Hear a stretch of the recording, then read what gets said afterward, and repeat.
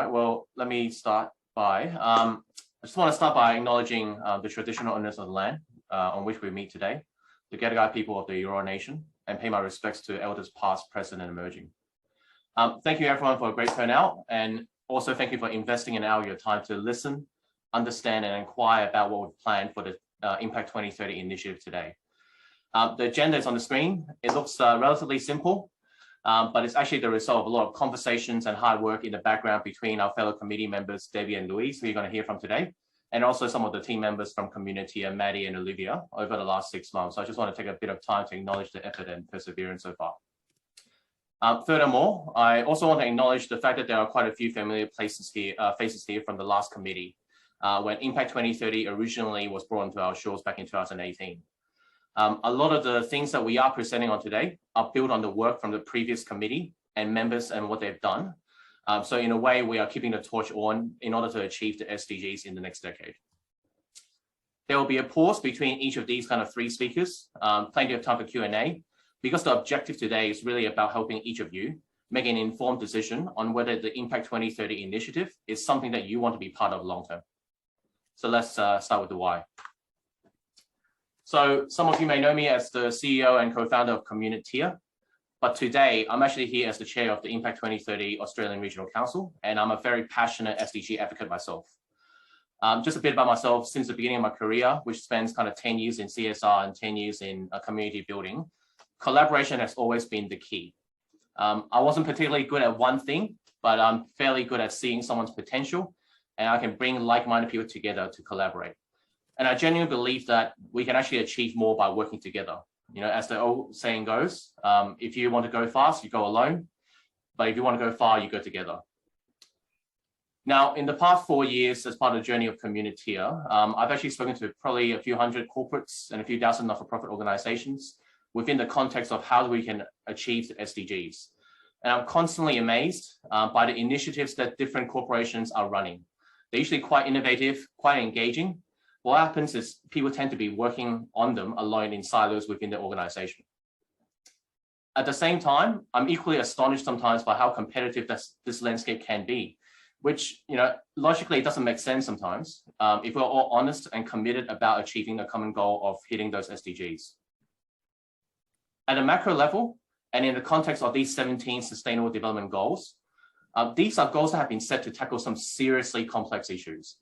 And I think, you know, these challenges are simply far too great for any one person, one organization, or even a whole country to tackle by themselves. And that is why an initiative like the IMPACT 2030 was created to mobilize employees worldwide around the SDGs themselves. So this is the mission statement of the IMPACT 2030 initiative. And it was really created to unite companies through collective action and harness the skills and creativity of their employees to advance the UN SDGs. Now, I know there are a handful of ways that corporates can contribute towards the SDGs, but for the purpose of this initiative, we are going to be focusing on employee-led activities. And this would naturally include activities like volunteering and donation, but can also include other forms of employee-led activities like advocacy, community engagement, and entrepreneurship. One last thing, procurement is usually not part of the initiative or the mission of the IMPACT 2030 initiative. However, you know, I know that there are other networks such as the Global Compact that are well established to tackle these issues, and it might be something that the committee decide or the council decides as a whole to partner with later on to again amplify our collective impacts. Now, for those who have never heard of IMPACT 2030 before, from a geographic point of view, this Australian council that we're launching today will be part of the Oceana Regional Council, which is one of 7 regional councils worldwide. As you can see, there's also a list of countries with an active committee that is trying to further the mission of IMPACT 2030 already. And collectively, this forms the Global Assembly that we're going to call it, and an active dialogue with each of these regions and each of these cities so that we can embed a common infrastructure that would allow us to achieve our objectives consistently across the board. So how are we going to do that? These 3 are the objectives. So now that we know where the patch that we want to play in, so employee-led activities, Oceana region, there are 3 objectives that we need to achieve as a council. One is to activate. And that's to create a multi-task, stakeholder and sustainable network of professionals in the impact, CSR, and ESG space, so that we can extend our reach and really increase our collective knowledge of employee-led strategies. Number 2, collaborate. We want to facilitate employee-led activities between organizations across different sectors by doing information sharing, by cross-pollinizing different initiatives, and also ultimately coordinating large-scale initiatives across different organizations and sectors so that we can, again, amplify our impact. And then finally, we want to measure. And that's really to identify, monitor, and measure our employee-led activities at each organization, across different organizations, and then overall, what kind of impact are we achieving as corporate Australia towards the SDGs? These are really powerful and big objectives. It is something that we're going to strive for. And the good thing is for the rest of today, we're going to tell you a bit more in detail what are our plans for the next 12 months in order to kind of hit these objectives. So on the who, now to reflect our approach on cross-sector collaboration, and this is something that is quite different from the Impact 2030 Council when it was first launched in 2018, we're going to expand the composition of its membership to include representatives across the board. So that includes people from academia, from government, and of course the not-for-profit sector. Furthermore, we are looking for people whose career and area of expertise are critically aligned to the mission of the Impact 2030 Initiative. So to give you an example, in academia, we might be looking for people in, who are in the community engagement space, in social services space, in CSR, and of course in research. In corporate, we're looking for people who are in the CSR space, ESG, who might be running a foundation, who might be leading an HR function, and of course in sustainability as well. For government, we'd love to kind of engage people in social services, in Department of Education, Employment, and Human and Health Services. And then last but not least, with not-for-profits, we want to talk to people who are in roles like corporate partnerships, who are in impact measurement and program design, and of course in volunteering. It might be good to see who is in the house today with these sectors. Yeah, so we've got a quick poll, if people don't mind, just while listening to me, to click on a button, just to give us an idea of the composition of which sector you're from. If you're in 2, then you just have to pick one, and then we'll kind of have some good data to actually talk to as well.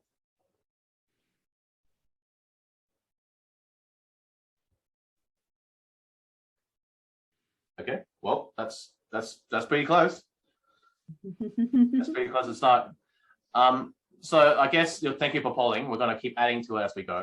For us, we want the committee of the Australian Regional Council to really reflect this multi-stakeholder approach as well. So for today, we've obviously been inviting Debbie and Louise to join me in representing this model at the committee. And note that we are looking for one more committee member who's got a strong background in the government sector as well. So if that's you, please ping me at the end of this session and let's talk and see whether that's something that you want to contribute to. But anyhow, I guess the brief is that by having the right people with the right expertise from the right representation, we believe that we'll dramatically increase our chance of success and to really yield a better return on investment on our time together. So that's a lot of information, but before I hand it over to Debbie, I just want to pause for a second and see whether there's any questions from the audience about the why, the how, and the who of Impact 2030 Initiative. So type away, and then I'm going to pass it to Debbie afterwards.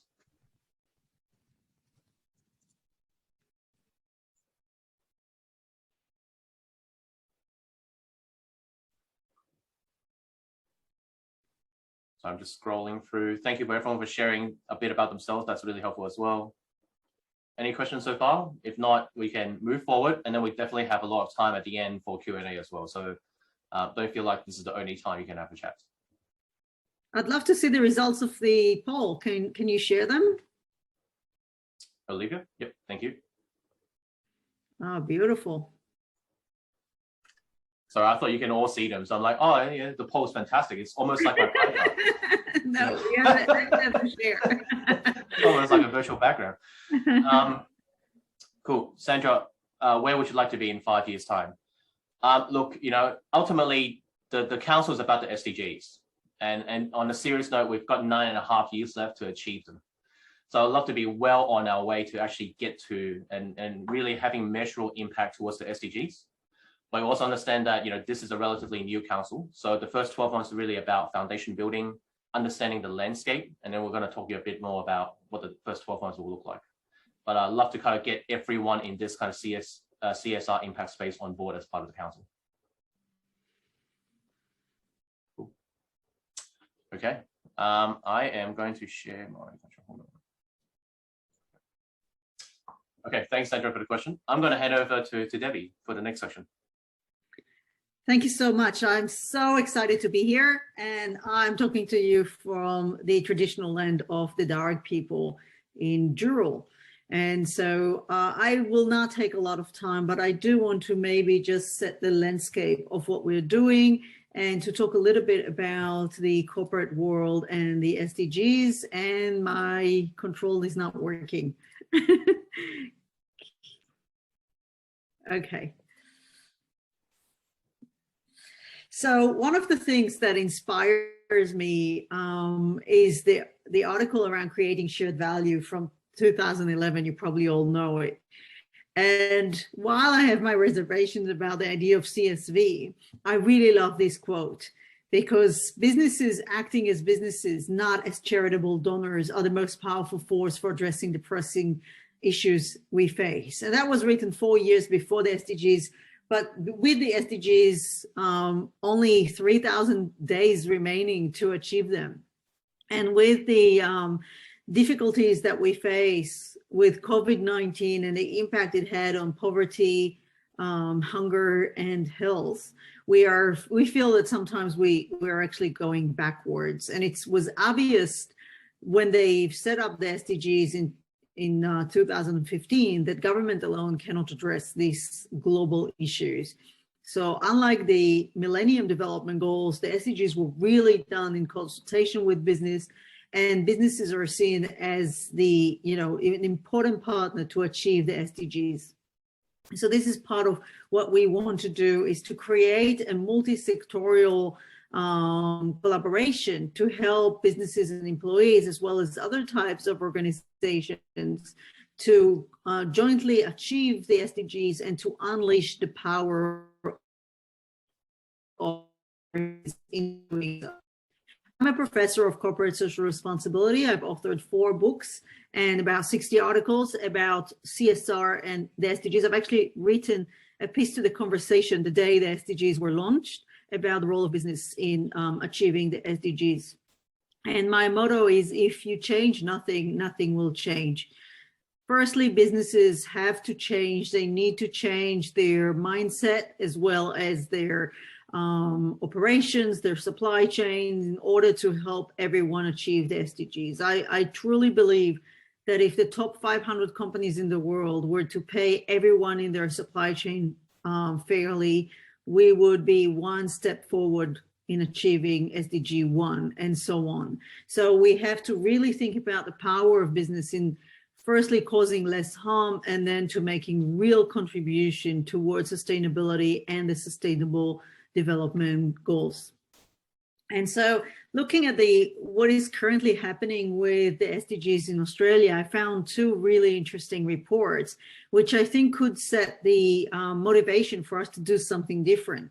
So one report was conducted by RMIT with the United Nations Association of Australia. And they found that the top 150 listed companies in Australia have mentioned the SDGs, but it was very hard to find any information about real progress. How are they measuring the progress they're making with the SDGs? I've seen a lot of CSR reports that just seem to place SDG images throughout the reports without giving us any substantial information on how these SDGs are worked upon and what kind of progress they help to make. The other one came from KPMG, and that's their 2020 report on corporate CSR reporting. And what they've shown is that 68 or 72, depends on who you count, % of leading companies have connected their CSR reporting to the SDGs, which is very encouraging. Yet sometimes it's hard to know what they're doing and how it's aligned with their core business. And that's part of my idea of strategic CSR, which I've written a book about, on how you can align what you do as part of your CSR with who you are as a business, what you're known for, and what you're good at. And so that, yes, I'll send, when I'm finished talking, I'm going to put links to both these reports. I'll be happy to do that. And so this is just a way forward for us as a group to think about what we're doing towards the SDGs. How can we report and measure on that? And how can we activate employees in that? So here are 4 things that we've put together on what we can do together as a group. But I'd love to open it up for a discussion with everyone to think what we can do together. So how can we measure or put measurable goals towards the SDGs individually, organizationally, and as a group? How do we come up with tools to help us measure progress towards the SDGs? How do we measure internal and external impact? So if we are to work on the SDGs in a more effective way, what kind of outputs would it have on our employees, on our performance, on the organization, but also on society and the environment and the community? And last but not least, how do we engage employees in the SDGs and explore the outcomes of such an engagement? So is it through corporate volunteering or other ways of unleashing employees' interest in these issues? So that could be things like social innovation, social entrepreneurship, social activism, and how do we create a momentum of change within our employees? So I'd love to open it up now. I can give away my control rights, and I'd love to just open it up now for a discussion. And you feel free to raise your hand or just speak or write in the chat what you feel that we should be doing as a group to help achieve the SDGs. Don't be shy.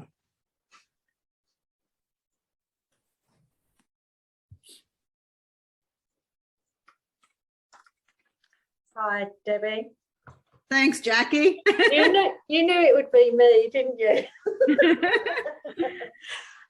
I guess like we would need a baseline, wouldn't we, to start on?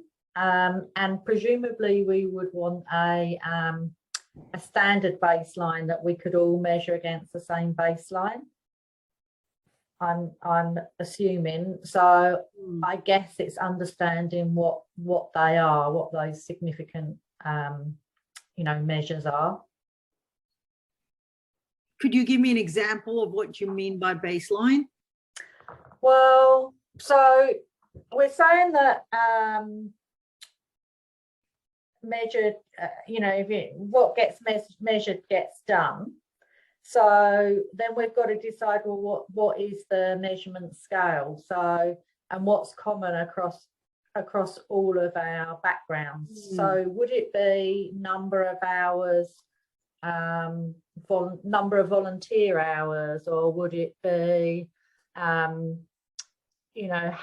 sustainable is your business right now, or that kind of thing? What would be the measures that would be appropriate?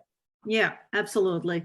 And one of the things that I wanted to talk about is I'm here as an academic, and I've seen a couple of other academics in the group. It would be very, fantastic if we could maybe work towards in the future having a research and maybe a research grant together, so we can actually develop those indicators, develop those measures of input, outcomes, and impact, and look at how, so the number of hours volunteered would be seen as an input. Then we'll see the activities that employees are actually taking, what would be the outcomes on employee engagement, organizational performance, the community, and so on, and then what is the long-term macro level impact on the SDGs. So these are the kind of things that we can work together in measuring where we stand. And I don't think we are all starting from the same baseline. So we have some companies here that are quite advanced in the way that they are talking about SDGs, what they're doing, how they're measuring their progress, where we have some others who are just starting this journey, and to have this shared capacity of the network so that more advanced organizations can help the ones who are just embarking on this journey would be super useful.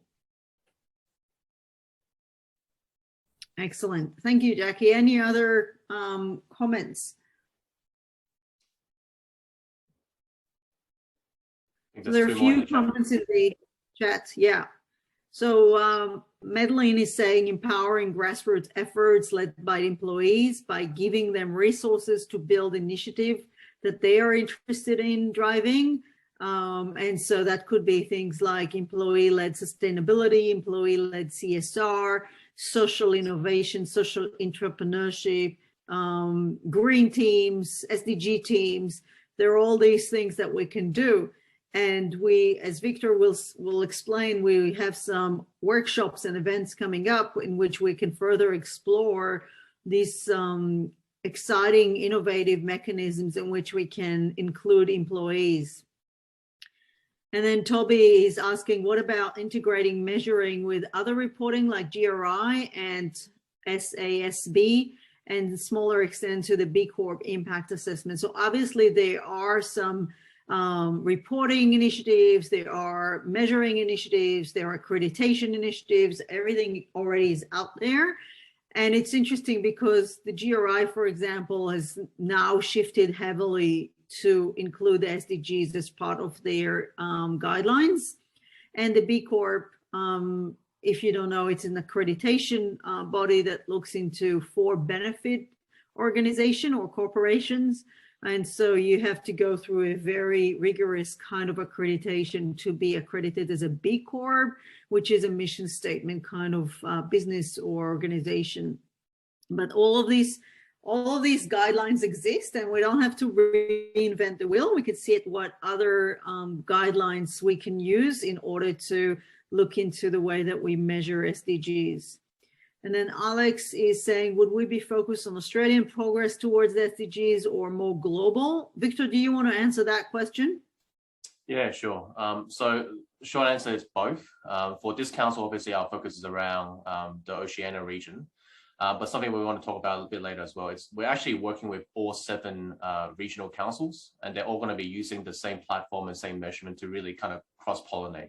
So what I like to see is, Australia start cross-pollinating amongst ourselves between different sectors and organizations first, and then we should be able to see kind of cross-pollination between regions as well. So there shouldn't be any reason why we can't all kind of work towards the same SDGs together, because that's what it's meant for. Excellent, thank you. Cameron has a really good idea in terms of recording, assessing, and communicating outcomes. I suggest we take the indicators under each SDGs as a framework. So in addition to the 17 SDGs, there are 169 targets and indicators of how can they be achieved. So if you actually go on the SDGs website, there are a lot of information on how you can measure progress. Again, we don't have to reinvent the wheel. We can do that. And then we can use that for planning activities and the structure of the evaluation frameworks. I think that's a very good idea. Maybe when he's done driving, he could speak more about that. Sandra is asking if there is a place where people can see, well, it keeps jumping up, to see what is already happening in this space in Australia, like a map. So there are 2 places you can look at. One is the SDG place has reporting on progress, but it's mainly a case study reporting. So there are a lot of case studies that you can look at on what is done. I have to admit that maybe I'm not familiar with it, but I haven't found like some kind of a dashboard of where we stand with achieving zero poverty or zero hunger. Where do we stand with all the other targets that we have? So it would have been nice if the UN actually developed some kind of dashboard so we could see the line towards achieving those SDGs, but there are some places. Also, the UNGC has a lot of information, and if you look at UNGC Australia, you'll see information about what Australian companies are doing in this space. I will put all the links once I shut up. I can look for them, and I can put all the links in the chat so you can all have a look at it. And then Abby's saying I run a co-workspace dedicated to connecting businesses to the SDGs, having body for each goal, which I could connect businesses and to who could help them authentically integrate the goal into their business operation. That will be really helpful. So yes, I mean, it would be great in future events to tap onto people's expertise, knowledge, and experience. If you're already doing something in the space, please let Victor know so we can utilize your knowledge in the next events. And Sandra is asking if we could make that map for Oceana. Can be a good motivator for people to see all the existing activities. I really like that idea. Maybe we can start a dashboard and see how we, how we do that. And there are also country reports. So there is a report for Australia and the SDGs. So I'm going to put some links now as I move the microphone to Louise. And if other people have links that they want to share, let's do that. And we'll save the chat in the end. So we'll have all this information. We can share some of it with our members. And now from me to Louise Dean from Dell, who's going to present an exciting corporate business case study on achieving the SDGs. Thank you, Louise. Thank you very much, Debbie and Victor, and really thrilled to be here today, proudly joining from the Camaragal land, and just want to say a big shout out to Victor really for the momentum and the trigger to ask Debbie and I to join this relaunch of the Council of the Impact 2030. So really exciting moment for Australia, and thank you all for being part of this today. I just wanted to show you a couple of slides to show you, an example of a big corporation that is, has done really well in what I call measuring goals and tracking goals in true Dell fashion.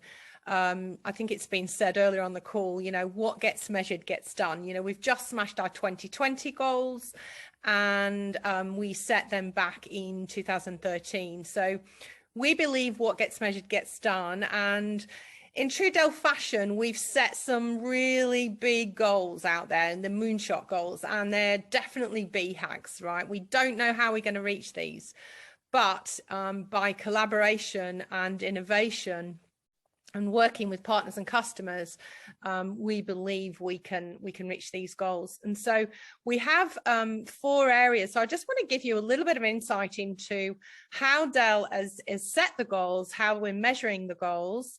I know Jackie had some good questions on this. And finally, what are the reasons why we want corporates to join the Impact 2030, and why I believe, Dell should be a part of this, and what's the benefits to corporations. I recently, you may have seen my LinkedIn post really, but I'm very, very passionate about this. There's never been a more pressing time. We've all seen the IPCC report lately, assessment 6. There's never been a more pressing time for everyone to act on the world's to-do list, as I call it, the 17 global SDGs with 169 actions, as Debbie mentioned. We need everyone in. We need corporates, governments, academia, NGOs, and individuals to be the change that we want to see in the world. And in Dell, we have 160,000 team members across the world. And currently, I've been tasked with being the trainer to train up across the world, to train other trainers, to train everyone across the world on the social impact story at Dell, which will go, our moonshot goals are from sustainability, cultivating inclusion, transforming lives, and upholding ethics and privacy. And if you look at a couple of those ones, we do have climate goals underneath advanced sustainability, but I wanted to call out under cultivating inclusion, which is why it's so important for individuals to harness their skills and creativity, as Victor mentioned. By 2030, we want 50% of our employees to participate in employee resource groups to drive social impact and the SDGs.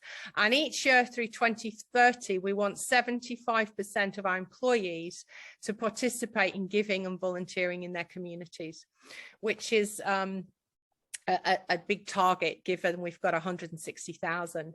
And I'm pleased to say we're tracking at 44% on ERG membership, and I think 51% on corporate volunteering right now, further to our latest reports on the 29th of June.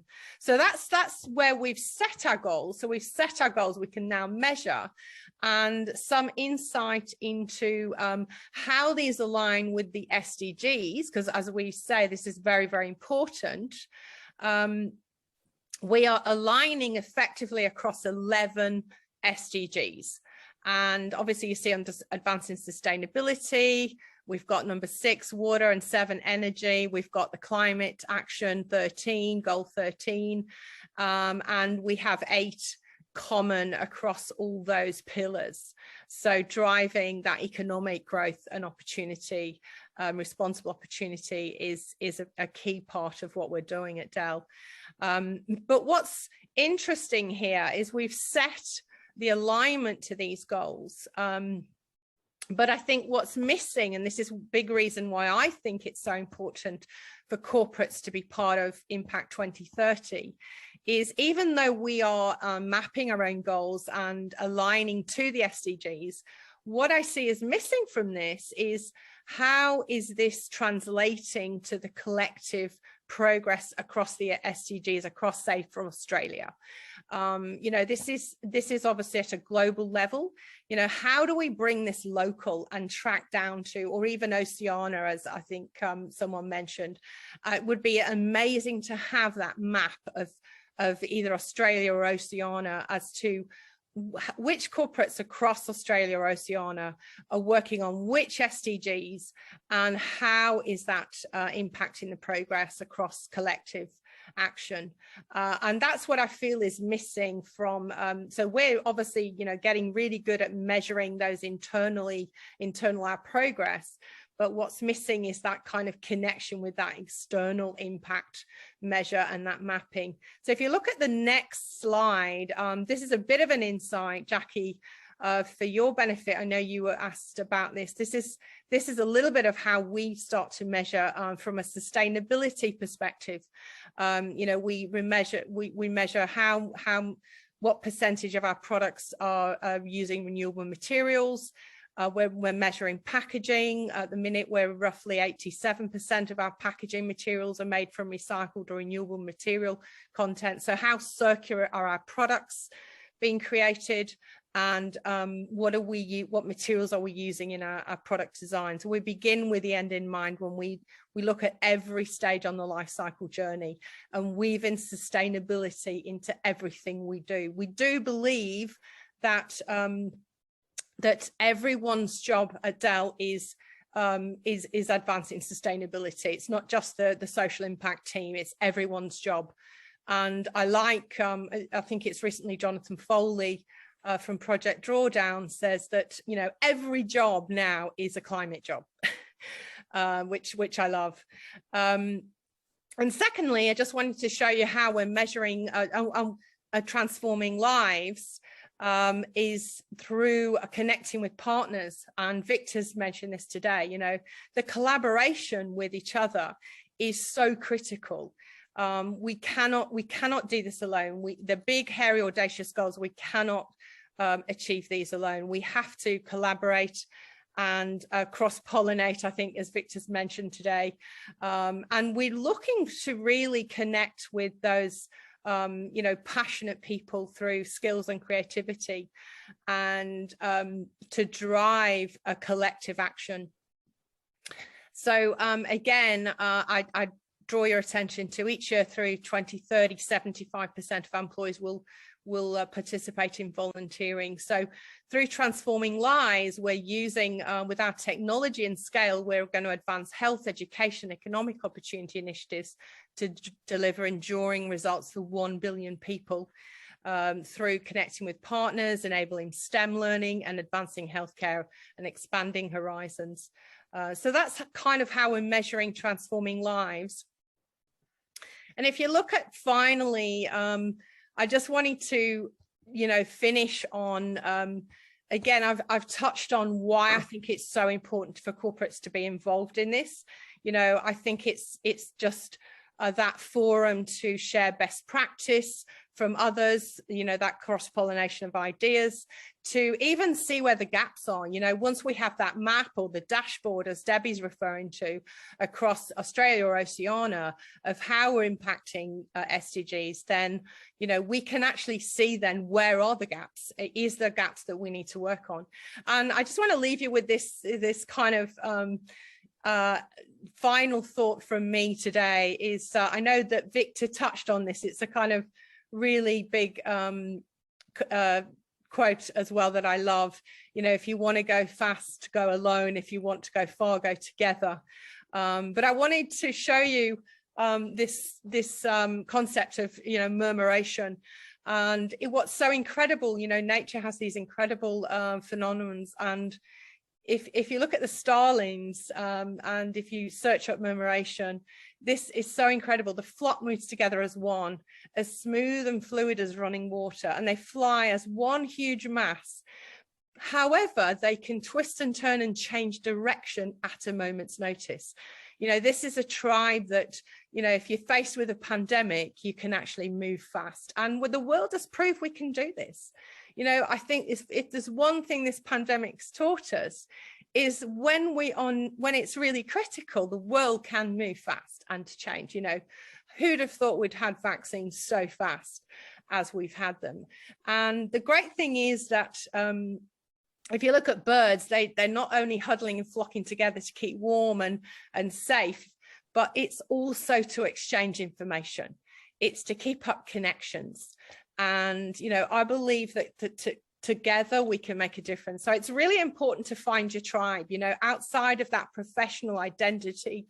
What is your professional brand? It doesn't always have to be linked to your company, but, you know, finding your tribe is so critical. And, you know, it cannot be underestimated of finding your tribe. If you look at if you look at the reasons to find your tribe, it's really to find the groups that are going to provide a sense of purpose. And those people who have your back, who can lift you up and actually help you thrive and be your best, and even health and well-being benefits of finding your tribe. So whether it's your tribe of tigers or your gaggle of geese or your starling murmuration, I want to encourage everyone today to find your tribe and to really join us in this magical moment and the movement. So thank you, everyone. And back over to Victor to end with some call to action. Cool. Thank you for sharing that, Louise. I didn't even know the word murmuration existed until last night, so thank you for sharing that piece. It definitely captures the notion and the sentiment of why we're actually, I guess, relaunching this council in the Australian region. So now to bring it back to the council itself, and what's involved to be a member, we just put it very kind of openly, transparently about the benefits and the commitments that we're looking for from our members. I'm not going to go through every single point because they're pretty self-explanatory, but I would like to expand on probably two of the things that are somewhat different from other networks or even the previous Impact 2030 launch here in Australia. So the first one is really those two quotes around sharing strategies to increase collective knowledge and off-the-shelf initiatives that can be replicated.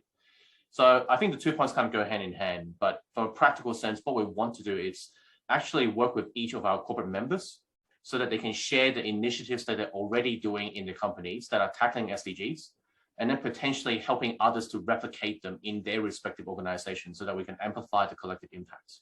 So for example, I know Dell runs a very successful mentoring program with the University of Macquarie University. I'd love to know kind of how does that work? Can we templatize this? Maybe Microsoft wants to replicate part of it and as part of their skills for employability program. And bang, straight away, we can double our efforts and really kind of work towards SDG 4, which is quality education, and SDG 8, which is employability together without kind of reinventing the wheel. The other point I just want to kind of explain a bit more is around the coordinated initiatives across organizations. So I've mentioned this a bit earlier, and I think some people have actually alluded to this question as well, which is a bit later on down the track, once we've identified who's actually working towards which SDGs in Australia, we would love to coordinate large-scale initiatives across different organizations and across different sectors so that we can really scale our impact. Now let's look at the details of the membership. And I'm actually going to quote one of my favorite publications. I know it's weird, but I love reading the Saturday paper. And the motto is, a free press is one that you pay for. And in the same vein, a strong and sustainable network requires resources from its members.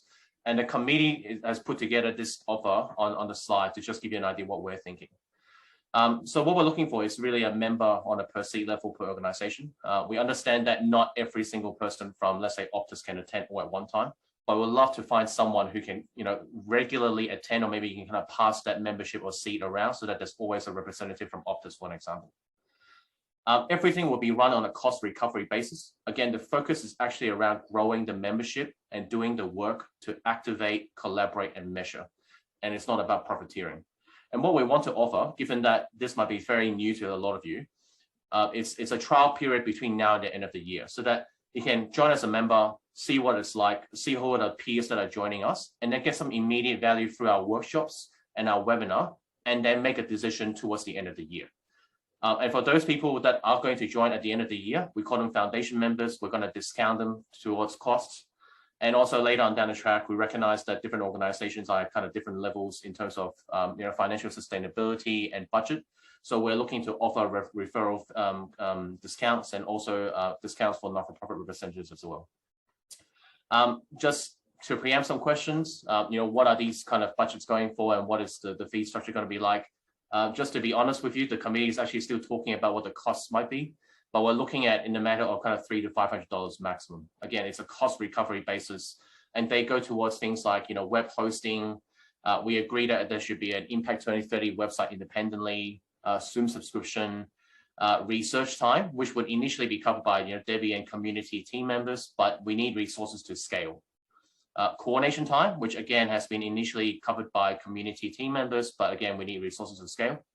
And then if and when we can conduct a face-to-face event, with some luck with the lockdown, we'd love to kind of use the membership fee to pay for venue, equipment, catering costs, etc. So that again it's about kind of servicing the membership and the council rather than profiteering themselves.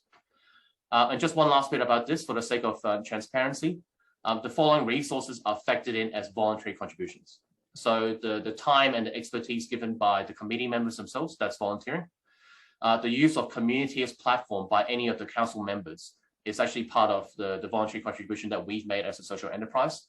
And that's where we're actually working towards all 7 regional councils to hop onto the platform so that we can collaborate and measure the activity itself.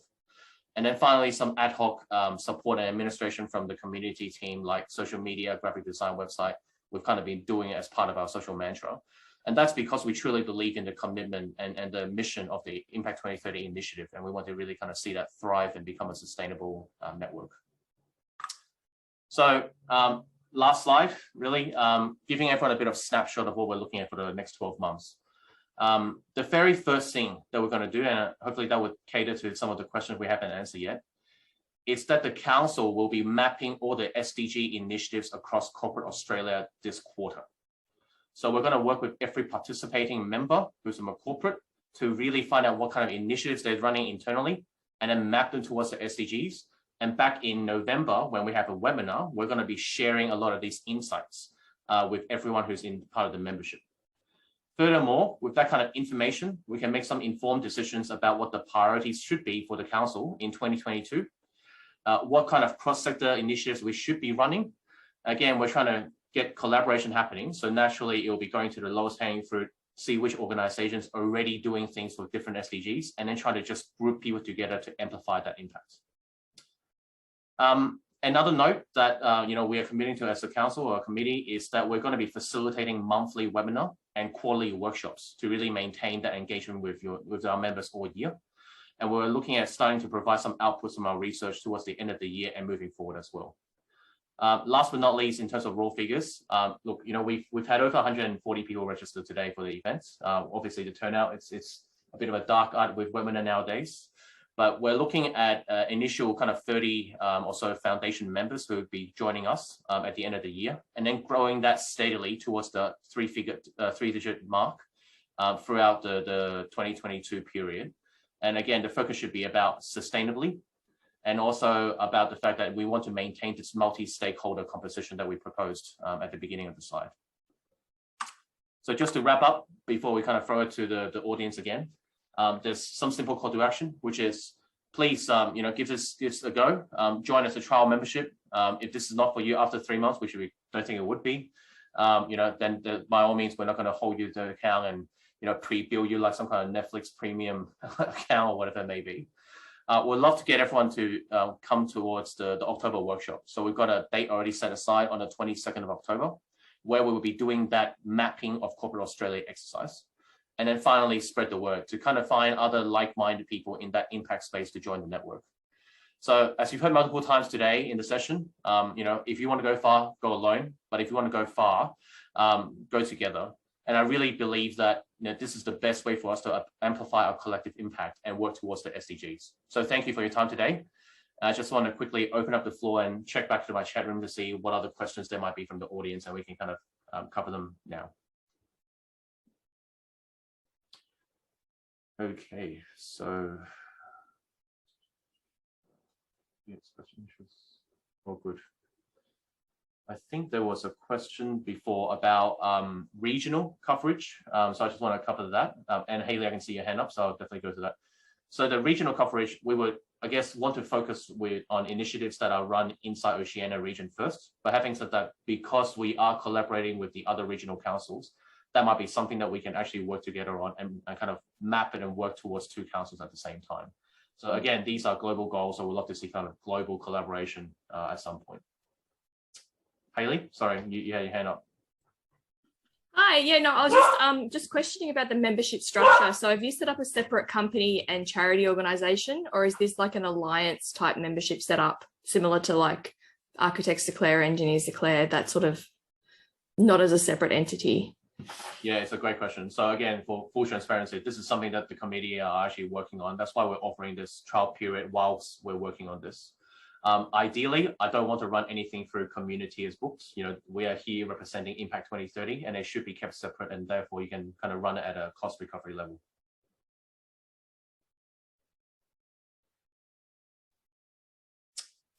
Any other questions from the group about the initiative? Or any feedback on what you'd like to see as part of this initiative? Hi again. Will we, I haven't had a good look at the website yet, but can we see who the members are so far, just to kind of get an idea of where there might be a gap in, in representation? Yeah, so what we've done is technically we're relaunching the regional council as of today. We are looking at expanding the composition to that multi-stakeholder group.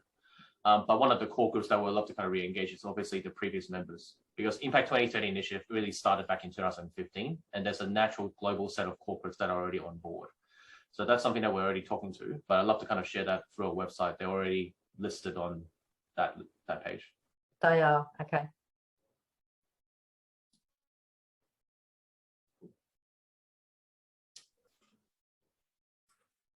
Can I offer a suggestion? Sure. Sorry. There are a few different organisations like this that we work with. So I'm a CEO of the Supply Chain Sustainability School, and we work with a number of sustainability initiative alliances and collective groups that aren't necessarily individual organisations, and some that we work with are individual organisations as well. But I think that one of the biggest things that we find in this space is that people really underestimate the governance and admin behind setting up an individual company in this space. So I would probably advise against that if you can get away with it, and actually collaborate with other organisations to meet those needs. So, sorry, my dog just walked in.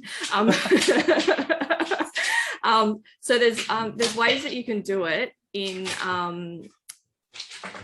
like we actually host for like Architects Declare and Engineers Declare will host their webinars and things because we've got an event management system on our website. We can also host online resources that are freely available to people to be able to do that. And we partner with organisations to do that so that they don't have to go about trying to set up their own accounts in that space and be able to work with there.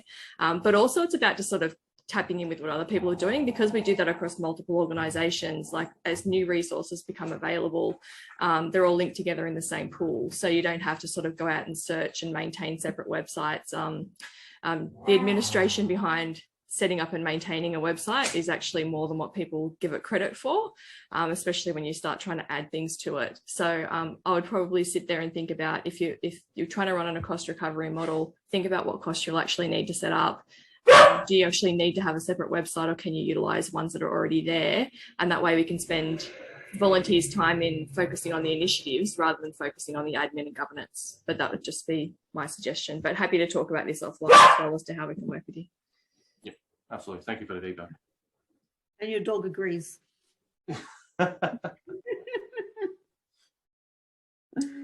Oh, good. Any last minute questions? I've had some people reach out to me about the committee member position as well, and also talking about the process involved. So definitely we'll get back to these individuals directly after this. Debbie and Louise, anything else to add? Otherwise, on-time meeting is a good one. No, I think it's been a fabulous session, Victor. So thank you very much. And I also want to give a big shout out to Olivia and Madison, who, to your point, Hayley, behind the scenes have helped us a lot with the organisation. And it's always underestimated, hey, the people behind the scenes who are doing the hard work that sometimes don't get the shout outs. But I do want to say a big thank you. And really, you know, Victor's done a lot of work with Olivia and Madison to power the back end of this. So to your point, Hayley, a lot of that's been covered very kindly by Victor and his team. So I'm really looking forward to everyone joining the October workshop.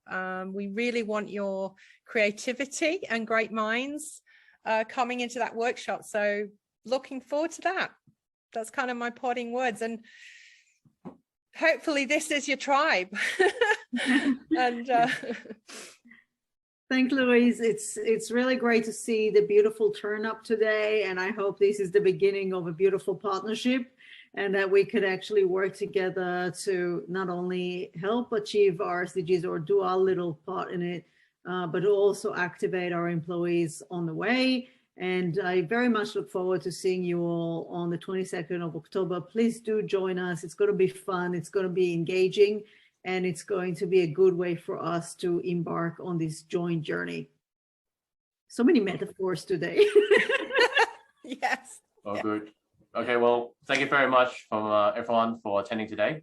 Reach out if you have any questions, but look forward to seeing you there on the 22nd and also registering for the trial membership. Thank you.